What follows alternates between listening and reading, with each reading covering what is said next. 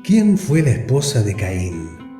De los interrogantes que surgen sobre el relato bíblico, especialmente los del libro de Génesis, esta resulta ser una de las preguntas más comunes que hacen tanto los creyentes como los no creyentes.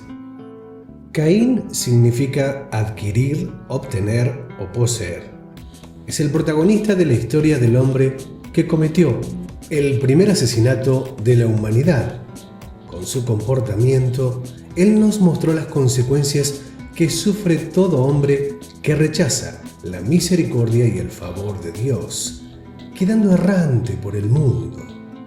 De oficio labrador de la tierra, fue el hijo mayor de Adán y Eva y quedó como la primera persona que mostró lo malvado que podía ser el hombre después de que el pecado entrara en el mundo. La Biblia dice que Caín trajo una ofrenda al Señor, una ofrenda que era del fruto de la tierra. Su hermano, Abel, que era pastor, ofreció una ofrenda de los primogénitos de sus ovejas. Dios entonces se agrada de la ofrenda de Abel, pero no de la de Caín. Fue allí cuando se enfada fuertemente y, advertido por Dios de que si hacía el bien sería aceptado, pero que si no lo hacía, el pecado le amenazaba ya a la puerta, Caín no pudo dominar su naturaleza caída e invitó a su hermano Abel al campo para luego atacarlo y allí matarlo. Las Sagradas Escrituras dan nombre a 3 hijos de Adán y Eva que son Caín, Abel y Set. Entonces, cuando Caín, motivado por la envidia, mata a su hermano Abel, nos encontramos con un mundo en el que no habría esposa para Caín. ¿Pero es esto real o existe alguna explicación? En el principio de la creación, Dios le dio vida a Adán desde el polvo y a Eva por una costilla de Adán, quien fue el primer hombre, así como Eva es llamada la madre de todos los vivientes. Naturalmente, el hecho de comenzar una población entera a partir de una sola pareja significa que las primeras generaciones debió haber todo tipo de matrimonios cercanos y al menos un caso de matrimonio entre hermanos. Aunque la Biblia solo menciona a los 3 hijos de Adán y Eva, es totalmente coherente y evidente que hayan tenido decenas o hasta centenares de hijos más después de ellos.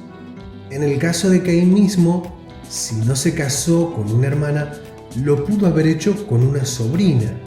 Esto significa que al menos uno de los hermanos de Caín debió haberse casado con una hermana. En cualquiera de los 2 casos, se nos presenta para nosotros hoy un conflicto moral importante y hasta también un problema de índole biológico. Pero para tener mejor comprensión de la situación, examinemos algunos aspectos que son trascendentales. En cuanto al dilema moral, para los hijos de la primer pareja humana sobre la tierra, no había otra opción que casarse entre sí. Tenemos que tener en cuenta que Dios no prohibió el matrimonio entre familias hasta mucho después, cuando había suficientes personas para hacer innecesario el matrimonio entre familias.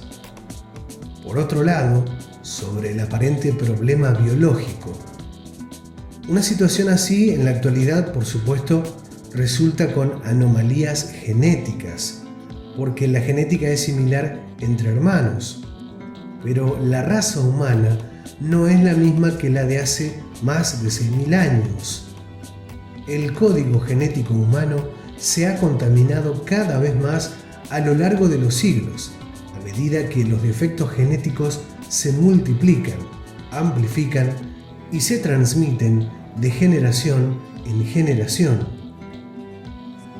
Notemos que Adán y Eva no tenían ningún defecto genético, y eso les permitió a ellos y a las primeras generaciones de sus descendientes tener una calidad de salud mucho mayor que la que tenemos ahora. Los hijos de Adán y Eva tenían pocos defectos genéticos, si es que tenían alguno.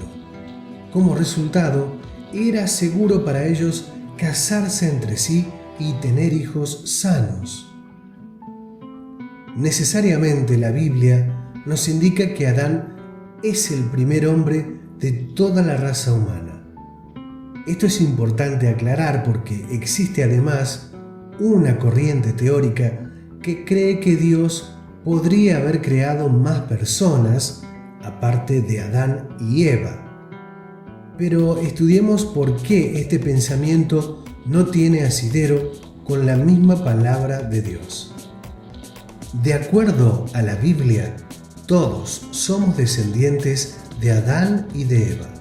En el libro de Génesis, capítulo 1, versos del 26 al 28, está escrito: Entonces dijo Dios: hagamos al hombre a nuestra imagen, conforme a nuestra semejanza, y señoree en los peces del mar, en las aves de los cielos, en las bestias, en toda la tierra, y en todo animal que se mueve sobre la tierra. Dios hizo al hombre a su imagen, lo hizo a imagen de Dios, parte masculina y parte femenina que hizo. Los bendijo Dios y les dijo Dios: creced, multiplicaos, llenad la tierra y sojuzgadla, y señoread en los peces del mar, en las aves del cielo y en todas las bestias que se mueven sobre la tierra. El mismo apóstol Pablo lo reafirma en el Nuevo Testamento cuando dice: de un solo hombre Él hizo todas las naciones de los hombres. Hechos capítulo 17, verso 26. Otro texto fundamental del Nuevo Testamento se encuentra en la Epístola a los Romanos, capítulo 5, verso 12. El apóstol Pablo dice: por tanto, como el pecado entró en el mundo por un hombre, y por el pecado entró, así la muerte pasó a todos los hombres, por cuanto todos pecaron. Las Sagradas Escrituras enseñan claramente que solo los descendientes de Adán pueden obtener la salvación. Romanos 5 nos enseña que pecamos porque Adán pecó. La muerte es consecuencia del pecado por la rebelión y desobediencia de Adán al mandamiento de Dios, transmitido a todos los hombres. Dado que Adán es el primer hombre de la raza humana, cuando él cayó, nosotros caímos con los que estaban en los lomos de Adán. Por lo tanto, como consecuencia del pecado, estamos separados de Dios. Pero por su gracia y misericordia, Dios envió a su Hijo, Jesucristo, que se encarnó y fue como nosotros, llamado el segundo Adán, pero que tomó el lugar del primer Adán para darnos vida. En la primera carta a los Corintios, capítulo 15, del verso 21 al 22, la palabra dice: porque si por el hombre vino la muerte, también por el hombre vino la resurrección de los muertos. Y así como todos mueren en Adán, así todos resucitarán en Cristo.